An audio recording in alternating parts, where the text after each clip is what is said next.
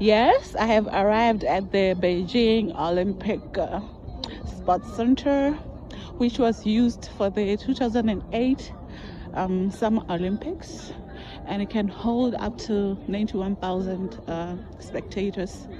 I'm really happy to be here because I watched those Olympics, and yeah, oh my god, they were so entertaining.